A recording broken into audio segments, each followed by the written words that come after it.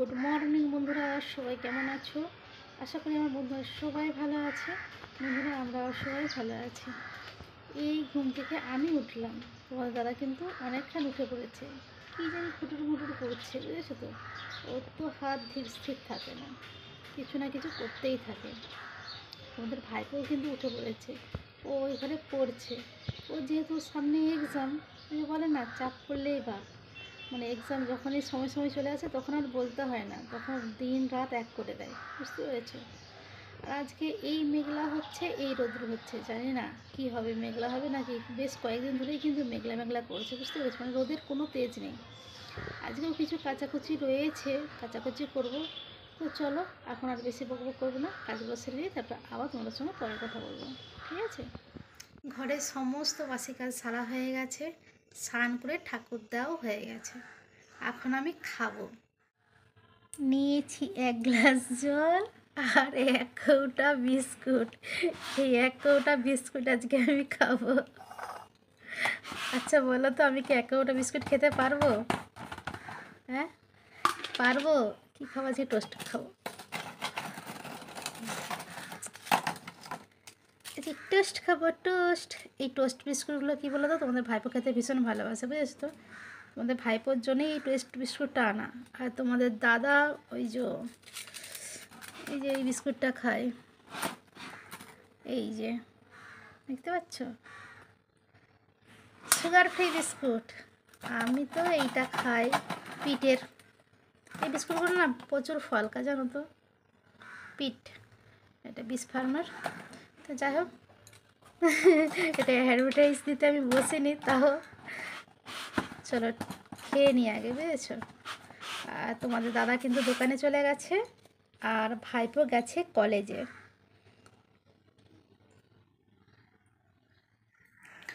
চলো, বসে থেকে লাভ নেই, রান্নাটা বসিয়ে দিই।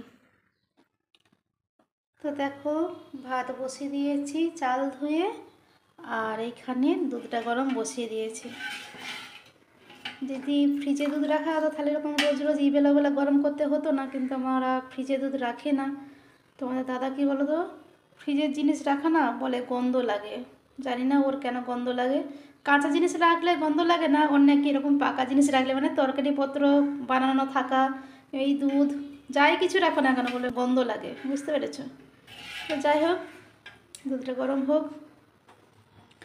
আর এই পাশে বের করেছি মাছ, এই মাছগুলো রান্না করব, আর এই মাছগুলো রেখে দেবো, বুঝতে পেরেছো? কালকে তো হবে না, কালকে শনিবার নিরামিষই, রবিবার মাংস খাবে, একবার এই মাছগুলো হবে সোমবার দিনকে। তো এগুলো চলো ফ্রিজের মধ্যে রেখে দিই।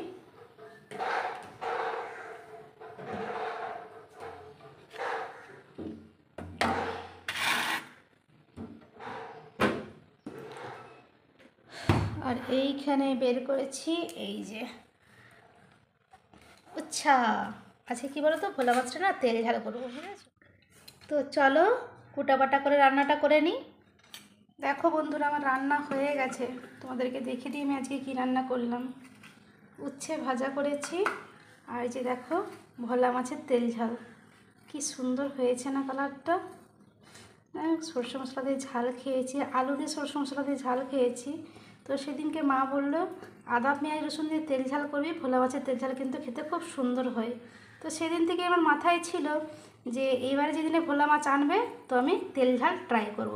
তো সত্যিই কিন্তু দেখতে তো খুবই সুন্দর লাগছে, খেতে মনে হচ্ছে খুব সুন্দর হবে, মনে তো হচ্ছে। তো যাই হোক, আর রয়েছে অবশ্যই ভাত। আর এখানে আরও অনেক কাজ রয়েছে, পরপর করে এবার কাজগুলো করব। হাতে অনেক কাজ রয়েছে এখনও, জানো তো?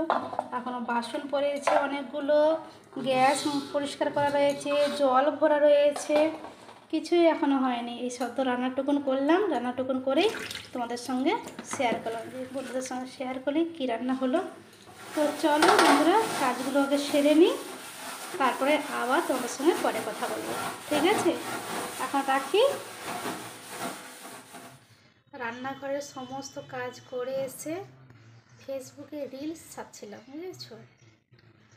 দিয়ে ছাদে গেলাম জামা কাপড় তুলতে। আজকে তো পুরো মেঘলা, একটুকুনও রোদ করেনি, বুঝতে পেরেছো? আর খেয়ে দিয়ে ছাদে উঠতে বাবু প্রচণ্ড কষ্ট হয় আমার। জামা কাপড়গুলো তুলে নিয়ে এসেছে, ঘরের দড়িতেই মিলে দিয়েছি, দুয়ারে দড়ি টাঙানো রয়েছে, মিলে দিয়েছি। এবারে চলো খেয়ে নিই আমি, ওরা তো কখন আসবে জানোই তোমরা। চলো ভাতটা বেড়ে খেয়ে নিই। তো দেখো ভাত বেড়ে নিয়ে বসে গেছি, উচ্ছে ভাজা আর এই যে তেল ঝাল। এটা তো দেখেই লোভ সামলাতে পারছে না, আগে এটা মাখেই খাবো।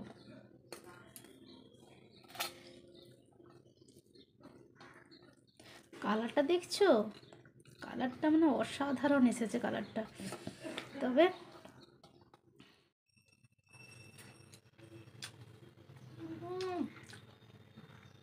দারুণ হয়েছে খেতে, দারুণ। একটু গরম মশলা দিলে আর একটু ভালো হতো, বুঝেছো তো, হেভি হয়েছে খেতে।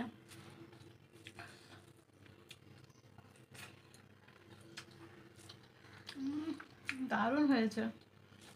মাঝে বলেছিল যে ভোলা মাছের তেল ঝাল করলে খুব সুন্দর হয় আদা পেঁয়াজ রসুন দিয়ে, সত্যিই খুব সুন্দর, দারুণ সুন্দর হয়েছে, দারুণ সুন্দর।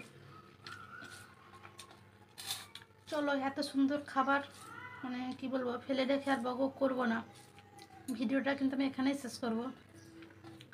আমার ভিডিওটা তোমাদের যদি ভালো লেগে থাকে লাইক কমেন্ট শেয়ার করো।